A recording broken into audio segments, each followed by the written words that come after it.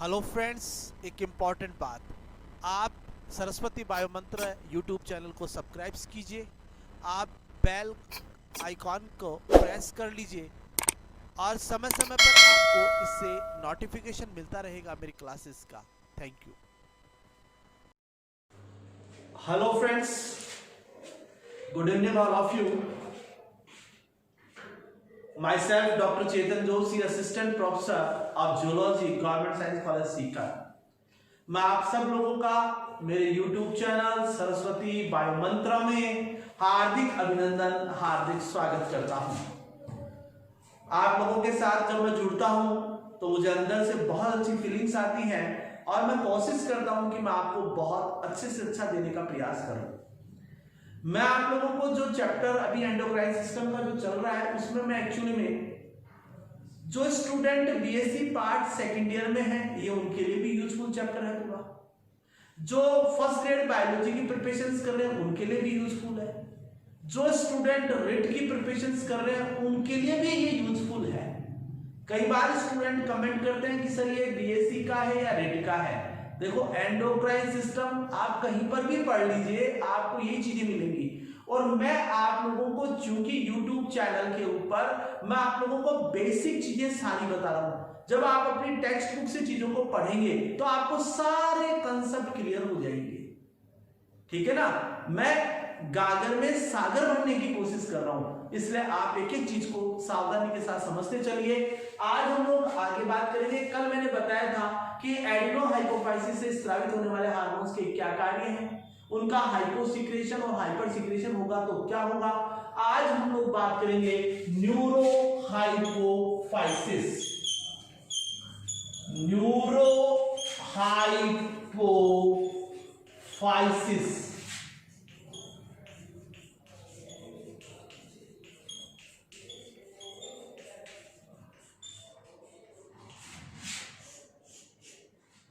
Neurohypophysis या जिसको आप लोग पश्य पीयूष भी कहते हैं, पोस्टीरियर पिट्यूटरी ग्लैंड भी कहते हैं।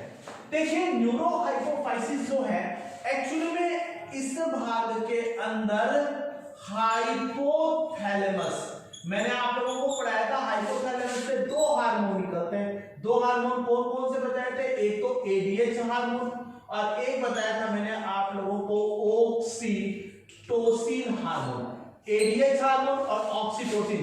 एडीएच हार्मोन को हम लोग वैसोप्रेसिन हार्मोन भी कहते हैं। तो यहां पर एडीएच हार्मोन जिसको वैसोप्रेसिन भी कहते हैं, एक मैंने आप लोगों को बताया क्या, ऑक्सीटोसिन। तो हाइपोथैलेमस से ये दो हार्मोन निकलते हैं। तो हाइपोथैलेमस के अंदर पाई जाने वाली विशेष प्रकार की neurosecretory cells, supra optic nuclei, SON और पीवीएन पैरावेंट्रिकल न्यूक्लियाई जो है वो एडीएच और ऑक्सीटोसिन का सिक्रेशन करती है। लेकिन यहां पर आप सिर्फ इतना दिमाग में रखिए, हाइपोथैलेमस से की जो तंत्रिका स्रावी कोशिका है, जो न्यूरोसिक्रेटरी सेल्स हैं, तंत्रिका स्रावी कोशिकाएं, ये एडीएच और ऑक्सीटोसिन निकालेंगी। ये एडीएच और ऑक्सीटोसिन ये दोनों हार्मोन जो हैं ये कहां पर इकट्ठे हो जाते हैं, ये न्यूरोहाइपोफाइसिस भाग में आकर एकत्रित हो जाते हैं। अब चूंकि हार्मोन कहां से निकले, हाइपोथैलेमस से, स्टोर कहां पर हो रहे हैं, न्यूरोहाइपोफाइसिस भाग में, इसीलिए न्यूरोहाइपोफाइसिस भाग को हम लोग यहां पर जो न्यूरोहाइपोफाइसिस भाग है इसको न्यूरोहीमल ऑर्गन भी कहते हैं। क्या बोलते हैं इसको, न्यूरोहीमल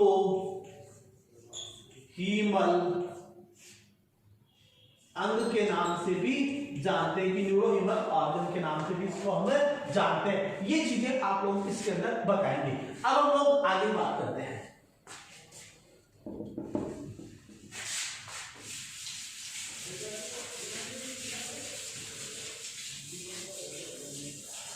अब देखिए, सबसे पहले हम लोग बात करेंगे कि न्यूरोहाइपोफाइसिस जो है, न्यूरोहाइपोफाइसिस से दो हार्मोन बताए। दो हार्मोन कौन कौन से बताए, एक तो आपका एडीएच जिसको आप लोग क्या बोलते हैं, vasopressin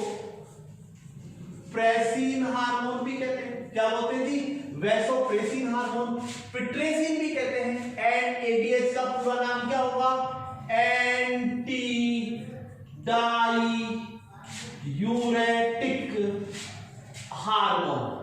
anti diuretic hormone Hindi में आप आराम से लिख सकते हैं इसको। और दूसरा एक हार्मोन बताएंगे ऑक्सीटोसिन, जिसको हम लोग पीटोसिन भी कहते हैं। ऑक्सीटोसिन को क्या कहते हैं, पीटोसिन। आपको ऑक्सीटोसिन और एडीएच दिमाग में रखें। अब हम लोग बात करते हैं सबसे पहले कि एडीएच हार्मोन क्या कार्य करता है। देखिए एडीएच हार्मोन जो है ये नो अमीनो अम्ल यानी कि नो अमीनो एसिड से मिलकर बना होता है। अब चूंकि नो अमीनो एसिड है और आप लोग सब जानते हैं कि दो अमीनो एसिड के बीच में एक पेप्टाइड बॉन्ड पाया जाता है, तो नो अमीनो एसिड बॉन्ड के बीच में कितने पेप्टाइड बॉन्ड पाए जाते हैं, 8 पेप्टाइड बॉन्ड पाए जाते हैं। इसीलिए हम इसको क्या बोलते हैं, ऑक्टा पेप्टाइड। क्या बोलेंगे, ऑक्टोपेप्टाइड के नाम से भी हम लोग इसको जानते हैं। एडीएच हार्मोन जो है एक प्रकार का भी प्रोटीन हार्मोन हो गया, नो अमीनो एसिड है, यानी कि ओलिगोपेप्टाइड चेन यहां पर देखने को मिलती है। फिर हम लोग बात करेंगे कि भाई एडीएच हार्मोन जो है इसके मेन फंक्शन क्या है। अगर मैं यहां पर बात करूं तो एडीएच हार्मोन क्या करता है, ये नेफ्रॉन के विभिन्न भागों से, ये क्या करता है, नेफ्रॉन के विभिन्न भागों से जल का पुनर्अवशोषण करता है। क्या करता है जी, जल का पुनर्अवशोषण करता है। कहां से, नेफ्रॉन के विभिन्न भागों से। इंग्लिश मीडियम के स्टूडेंट ध्यान दे लीजिए, reabsorption of water from the various part of nephron with the help of ADH hormone. यानी कि नेफ्रॉन के विभिन्न भागों से ये जल का पुनर्अवशोषण करता है। मतलब ये क्या करता है, ये शरीर में जल की हानि को रोकता है। जल की हानि यानी कि लॉस ऑफ वाटर, और लॉस ऑफ वाटर क्या कहलाता है, डाईयूरेसिस कहलाता है। इसे आप लोग क्या बोलेंगे, डाईयूरेसिस भी कहते हैं। यानी ये डाईयूरेसिस की क्रिया को रोकता है, शरीर के अंदर जल की हानि को रोकता है। कहने का मतलब जल को शरीर से बाहर निकलने से रोकता है, इसीलिए हम लोग कहते हैं डाईयूरेसिस की क्रिया करता है। अर्थात डायूरेसिस की क्रिया को रोकने का काम कर रहा है, यानी कि लॉस ऑफ वाटर को रोकता है। इसीलिए इस हार्मोन का नाम रखा है एंटी डायूरेटिक हार्मोन। यानी कि ये डायूरेसिस को रोकेगा, तो हार्मोन का नाम क्या हो गया, एंटी डायूरेटिक हार्मोन। ये हार्मोन शरीर में ये परासरण नियमन के लिए उत्तरदायी है। ओस्मो रेगुलेशन, ये हार्मोन किसके लिए उत्तरदायी है मित्रों, ओस्मो रेगुलेशन के लिए उत्तरदायी है। ये शरीर में परासरण नियमन की क्रिया को रोकेगा। तो एडीएच हार्मोन क्या क्या करेगा, ये नेफ्रॉन के विभिन्न भागों से जल का पुनर्अवशोषण करेगा, शरीर में जल की हानि को रोकेगा। अब शरीर में जल की हानि को रोकेगा तो क्या करेगा, ये वाटर कंजर्वेशन करेगा। वाटर कंजर्वेशन यानी कि क्या करेगा, जल का संरक्षण करेगा। निम्न में से कौन सा हार्मोन जल संरक्षण के लिए उत्तरदायी है, तो शरीर में वाटर कंजर्वेशन कौन करेगा, एडीएच। कौन सा हार्मोन है जो सांद्र मूत्र का निर्माण करेगा, इस हार्मोन की उपस्थिति में कंसंट्रेट यूरिन का निर्माण होता है। तो देखिए 5 फंक्शन बताए। देखिए मैं एक लाइन में भी बता दूंगा, वही बात है, 5 लाइन में लिखो चाहे 1 लाइन में लिखो। याद करने का तरीका होता है हमारा बहुत सिंपल सा, कि हम चीजों को कंसेप्ट के साथ पढ़ें। क्या क्या क्या करेगा, नेफ्रॉन के विभिन्न भागों से जल का पुनर्अवशोषण करेगा, जल की हानि को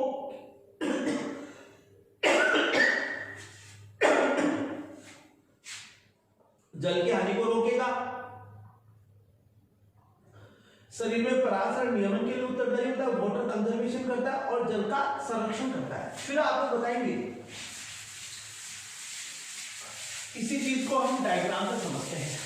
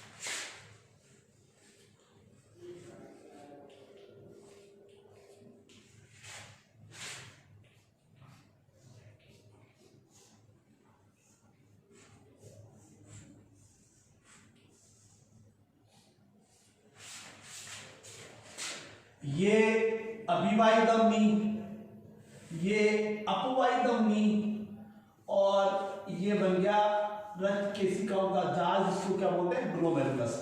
ये कहलाती है आपकी अफरेंट आर्टरी, ये कहलाती है आपकी इफरेंट आर्टरी। चूंकि मैं यहाँ नेफ्रॉन नहीं पढ़ा रहा, मैं केवल एक जनरल डायग्राम के द्वारा बताऊंगा। ये यहाँ पर कहलाता है ग्लोमेरुलस और ये आपका क्या कहलाता है, बोमन कैप्सूल। और ये वाला जो भाग है इसको आप लोग बोलेंगे पीसीटी। ये भाग क्या कहलाएगा, पीसीटी, और ये भाग क्या कहलाएगा, डीसीटी। पीसीटी का मतलब क्या होगा, समीपस्थ कुंडलित नलिका, और ये क्या कहलाएगा, दूरस्थ कुंडलित नलिका, और ये कहलाता आपका हेले लूप ऑफ हेले। क्या कहलाएगा, लूप ऑफ हेले। तो देखिए, और ये कहलाता आपका कलेक्टिंग डक्ट, संग्रह नलिका। यदि आप लोग यहां पर देखें तो आपका न्यूरोहाइपोफाइसिस से कौन सा हार्मोन आएगा, एडीएच आएगा, और ये एडीएच हार्मोन डीसीटी भाग पर क्रिया करेगा।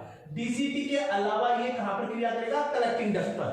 मैंने क्या कहा था, नेफ्रॉन के विभिन्न भागों से जल का पुनर्अवशोषण करता है। तो नेफ्रॉन के भाग कौन कौन से होते हैं, आपका समीपस्थ कुंडलित नलिका, आपका यहां पर बताएंगे क्या नाम है, यहां पर अगर देखें तो अभिवाही, अपवाही धमनी, ग्लोमेरुलस, बोमन संपुट हो गया, दोनों मिलकर मेल्पिजियन काय बनाते हैं। ये समीपस्थ कुंडलित नलिका हो गया, ये लूप ऑफ हेले हो गया, ये दूरस्थ कुंडलित नलिका है, और ये संग्रह नलिका, और ये मुख्य संग्रह नलिका जिसको डक्ट ऑफ बेरेनी भी कहते हैं। यहां पर आप लोग बताएंगे न्यूरोहाइपोफाइसिस से कौन सा हार्मोन आएगा, एडीएच।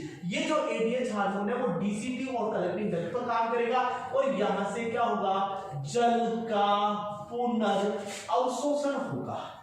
यहां से किसका पुनर्अवशोषण होगा, यहां से आप लोग बताएंगे जल का पुनर्अवशोषण, यानी कि रीएब्जॉर्प्शन ऑफ वाटर। तो रीएब्जॉर्प्शन ऑफ वाटर किसकी प्रेजेंस में होगा, एडीएच हार्मोन की उपस्थिति में। यानी एडीएच अगर ज्यादा होगा तो जल का पुनर्अवशोषण होगा। यदि यहां पर जल का पुनर्अवशोषण अधिक होगा तो यहां से पानी बाहर कम निकलेगा, यानी कि जल की हानि कम होगी। इसका मतलब ये हुआ कि जो मूत्र बनेगा वो कैसा बनेगा, पतला या गाढ़ा, तो आपका आंसर होना चाहिए मूत्र गाढ़ा बनेगा, कंसंट्रेट यूरिन बनेगा, डाइल्यूट यूरिन नहीं बनता। तो यहां पर जो यूरिन बनेगा ये यूरिन कैसा होगा, कंसंट्रेट होगा। यूरिन जो है वो कैसा होगा मित्रों, कंसंट्रेट होगा। तो यहां पर आप लोग ये चीजें बिल्कुल डिटेल के अंदर, मैं एक डायग्राम के अंदर मैंने बताया। अब आप देखिए यहाँ पर होता है बहिर्कोशिकीय तरल, एक्स्ट्रा सेलुलर फ्लूइड। तो जल कहां पर जाएगा? एक्स्ट्रा सेलुलर फ्लूइड में चला जाएगा, जिससे क्या होगा? शरीर के अंदर ओस्मो रेगुलेशन की क्रिया मेंटेन रहेगी, यानी कि परासरण नियमन मेंटेन रहेगा। ये जल की हानि को रोकता है, इसलिए इसको क्या बोलते हैं? एंटी डायूरेटिक हार्मोन कहते हैं, अर्थात शरीर के अंदर जल का कंजर्वेशन करता है। तो इस कारण हम लोग यहाँ पर करते हैं। अब सवाल उठता है कि एक व्यक्ति कहता है कि मेरी आदत तो बहुत खराब है, कैसे? कि मैं तो वाइन भी पीता हूँ, चाय भी पीता हूँ, कॉफी भी पीता हूँ, और एल्कोहलिक पेय पदार्थ जितने भी हैं कुछ नहीं छोड़ता। नहीं आपका रम हो, चाहे आपका पता नहीं कौन कौन सा आता है, आजकल तो टीचर्स के नाम से भी ब्रांड बना रखा है, बड़ा दुर्भाग्य है देश में। तो यहाँ पर अगर आप लोग देखें तो क्या है कि कोई व्यक्ति यदि एल्कोहलिक पेय पदार्थों का सेवन करता है, चाय का, कॉफी का सेवन करता है, उस व्यक्ति में एडीएच हार्मोन की कमी हो जाती है। यानी कि कोई व्यक्ति किसका? चाय, कॉफी और एल्कोहलिक बिवरेज, एल्कोहलिक पेय पदार्थ, यानी कि आपका चाहे तो वाइन हो या बियर हो, इनका सेवन जो व्यक्ति करता है उनमें क्या होगा? एडीएच हार्मोन क्या हो जाएगा? कम। एडीएच हार्मोन कम होगा तो यहां पर क्या होगा? शरीर में जल की कमी, तो लॉस ऑफ वाटर क्या हो जाएगा? ज्यादा होगा। कौन सी क्रिया बढ़ गई? डाईयूरेसिस की क्रिया बढ़ गई, जबकि यह हार्मोन डायूरेसिस को रोकता था, लेकिन अब यह है नहीं, तो डायूरेसिस ज्यादा होगा। अगर लॉस ऑफ वाटर ज्यादा होगा तो यहां पर बताएंगे डाइल्यूट यूरिन बनेगा, तनु मूत्र बनेगा। तो इसका मतलब क्या हुआ? ऐसे व्यक्ति जो चाय और कॉफी का सेवन करते हैं, एल्कोहलिक पेय पदार्थों का सेवन करते हैं, उनमें एडीएच की कमी हो जाएगी। एडीएच की कमी होने के कारण क्या हुआ? डायूरेसिस की क्रिया होगी, यानी कि जल ज्यादा बाहर निकलेगा। अब आप बताइए, अगर एक व्यक्ति बार बार में यूरिन जा रहा है तो उसको प्यास कम लगेगी या ज्यादा? प्यास ज्यादा लगेगी। क्या लगेगी उसको? प्यास क्या लगेगी? ज्यादा लगेगी, यानी शरीर में डिहाइड्रेशन हो जाता है, जल की कमी हो जाती है, तो बार बार में क्या लगेगी? प्यास लगेगी। भूख भी ज्यादा लगता है, पॉलीडिप्सा कंडीशन, पॉलीफेजिया, पॉलीडिप्सा, ये कंडीशंस यहां पर डेवलप हो जाती हैं। और साथ में आप लोग यहां पर बताएंगे कि यूरिन जो बनेगा वो कैसा बनेगा? Dilute urine. तो यदि एडीएच की कमी बहुत ज्यादा हो जाए तो इसके कारण एक रोग होता है जिसको हम लोग बोलते हैं डायबिटीज इंसिपिडस। क्या बोलेंगे आप इसको? डायबिटीज इंसिपिडस कहेंगे। एडीएच की कमी के कारण डायबिटीज इंसिपिडस हो जाता है। अब हम लोग बात करते हैं किस पर? ऑक्सीटोसिन।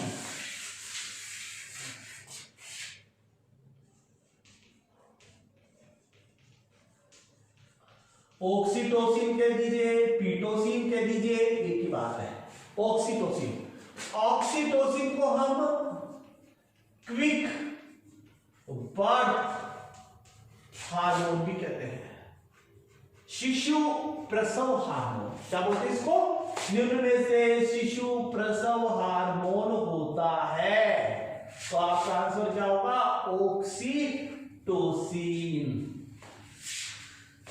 हमारे पढ़ने का तरीका ऐसा होना चाहिए कि कम चीजों में बहुत ज्यादा निकल कर आए, ठीक है ना। और कई किताबें हम लोग जो पढ़ते हैं ना, उनमें हमें खुद को ही पता नहीं लगता कि हम पढ़ क्या रहे हैं, ठीक है ना। इसलिए आप कंसेप्ट के साथ चीजों को पढ़िए तो चीजें आपको अच्छी भी लगेंगी। और बायोलॉजी के लिए फिर आप लोगों के मुंह से ये वर्ड नहीं निकलेगा ये रटने का सब्जेक्ट है, बायोलॉजी कंसेप्ट है, कंसेप्ट समझने का, कंसेप्ट को समझना है। तो कैसा हार्मोन है? शिशु प्रसव हार्मोन है, यानी कि क्विक बर्थ हार्मोन भी कहते हैं। ऑक्सीटोसिन जो है ये एक्चुअल में क्या करता है? एक तो स्तन ग्रंथियों का विकास करता है। क्या करता है जी? स्तन ग्रंथियों का विकास करता है, यानी कि डेवलपमेंट ऑफ मेमोरी ग्लैंड। ये क्या करेगा जी? डेवलपमेंट ऑफ मेमोरी ग्लैंड, यानी स्तन ग्रंथियों का विकास करेगा। एक चीज दूसरा ये क्या करता है, ये यूट्रस का भी विकास करता है। ये क्या करता है, यूट्रस के एंडो या यूट्रस की मसल्स की बात कर लेते हैं यहां पर, यूट्रस की मसल्स का विकास करेगा, यानी कि यूट्रस की जो मसल्स है उनका डेवलपमेंट भी करता है। ये जब शिशु का प्रसव होता है, ये शिशु प्रसव के लिए उत्तरदायी हार्मोन है, यानी कि ये बर्थ हार्मोन है। कौन सा हार्मोन चाइल्ड बर्थ के लिए उत्तरदायी, और चाइल्ड बर्थ क्या कराएगा, पार्चुरेशन, और पार्चुरेशन की क्रिया के लिए कौन सा हार्मोन उत्तरदायी होता है, ऑक्सीटोसिन हार्मोन उत्तरदायी होता है, यानी शिशु प्रसव के लिए उत्तरदायी होता है। अब जब शिशु का प्रसव होगा तो मां को पीड़ा होती है, और इस पीड़ा को क्या बोलते हैं, प्रसव पीड़ा। और आप लोगों ने अंग्रेजी का नाम सुना होगा, लेबर पेन। कौन सा पेन होता है जी, लेबर पेन होता है। जब शिशु का जन्म होता है तो लेबर पेन होता है। निम्न में से कौन सा हार्मोन लेबर पेन के लिए उत्तरदायी होता है, ऑक्सीटोसिन। निम्न में से कौन सा हार्मोन शिशु प्रसव के लिए उत्तरदायी है, ऑक्सीटोसिन। और लास्ट जो इसका इंपॉर्टेंट फंक्शन जो सामान्य रूप से परीक्षा में पूछा जाता है, और वो कौन सा है, दुग्ध निष्कासक हार्मोन।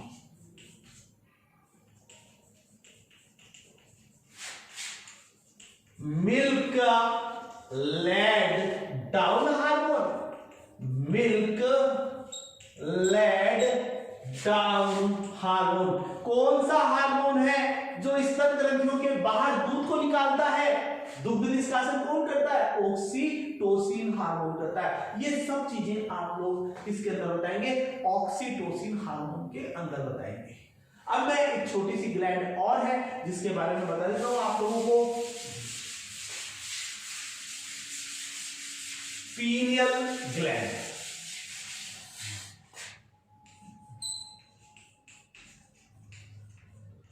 ये मैं केवल ब्रीफ के अंदर बताऊंगा, ज्यादा बड़ा भी नहीं है ये पीनियल ग्लैंड। देखिए ये भी किसकी बनी होती है, एक्टोडर्म की। अब एक सवाल आता है परीक्षा में कि शरीर की सबसे छोटी एंडोक्राइन ग्लैंड होती है। ऑप्शन में आ जाए pineal gland, pituitary gland, thyroid gland, adrenal gland. तो आप लोग टिक किसको करेंगे, पीनियल ग्लैंड को। इसका वजन जो है वो कितना होता है, 0.2 ग्राम होता है, यानी कि चावल के दाने की जितनी होती है। वो कैसी थी, मटर के दाने की जैसी, ये चावल के दाने के जैसी होती है, राइस ग्रीन। कैसे, राइस ग्रेन की जितनी सी होती है। अब एक और इंपॉर्टेंट बात, अब कोई ये पूछे कि सब आपके अंदर और मेरे अंदर पीनियल ग्लैंड है क्या, बिल्कुल नहीं है साहब, इस समय वो नष्ट हो चुकी।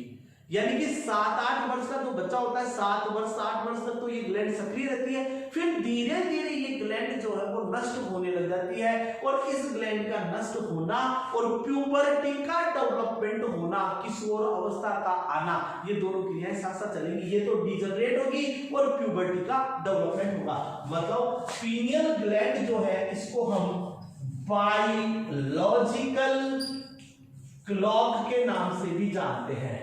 शरीर की कौन सी ग्रंथि को जैविक घड़ी कहा जाता है, तो शरीर की जैविक घड़ी किसको कहते हैं हम लोग, पीनियल ग्लैंड को कहते हैं। ये जो ग्लैंड है एक्टोडर्म की बनी होती है। मैंने कहा हाइपोथैलेमस, मैंने कहा प्यूस ग्रंथि, मैंने कहा पीनियल ग्रंथि, ये ओरिजिन में एक्टोडर्मल होती है।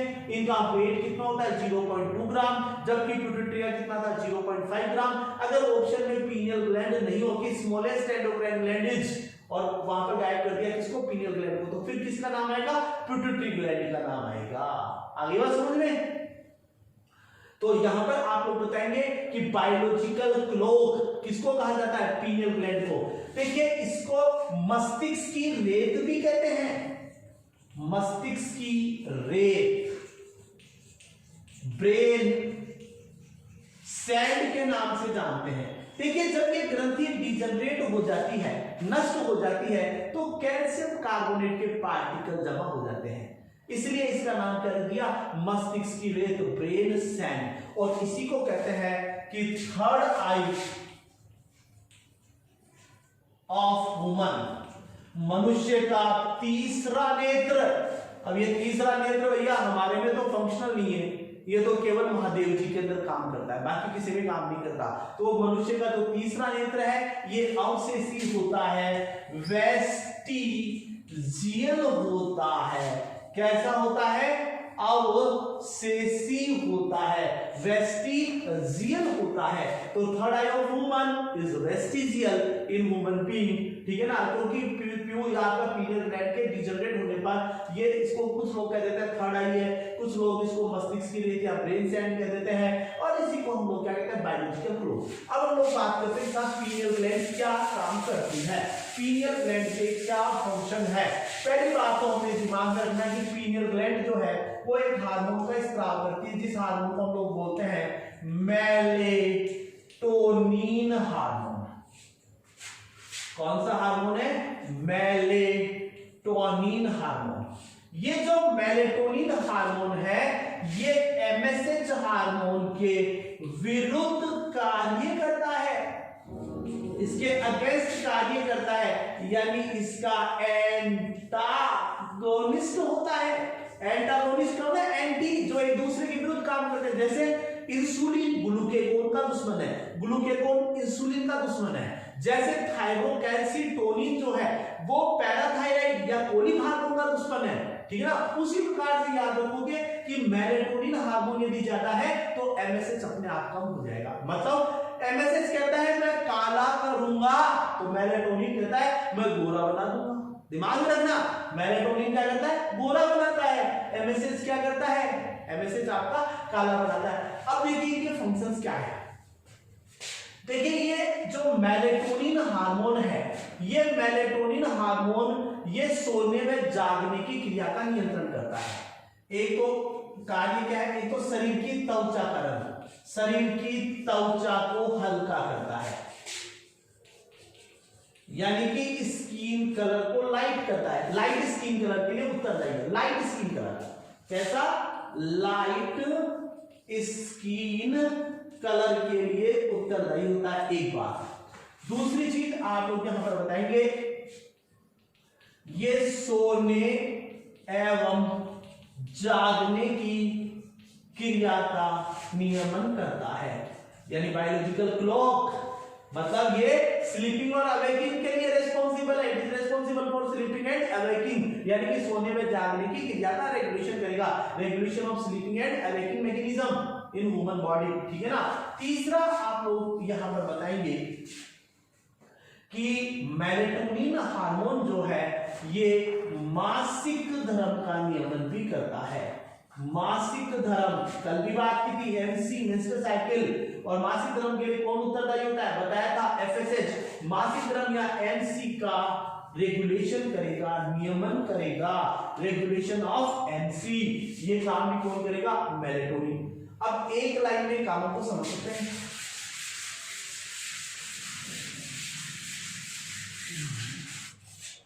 देखिए अगर आपका मेलेटोनिन ज्यादा है तो एमएसएच क्या हो जाएगा, कम।